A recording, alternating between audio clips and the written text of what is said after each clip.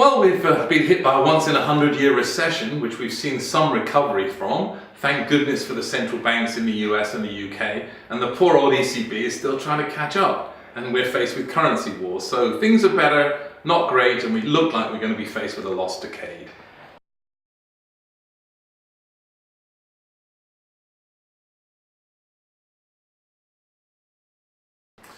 Well, we're going to need a growth plan. In Europe, almost exactly reverse the things that you've been doing. The central banks can only do so much, and what we've learned is that fiscal austerity doesn't work.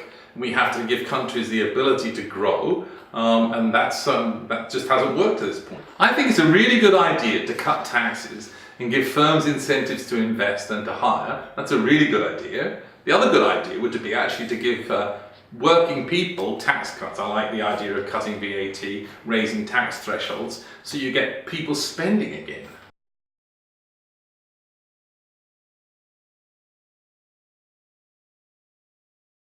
We certainly see that central banks have probably got to try and sort out lending to small firms around the world.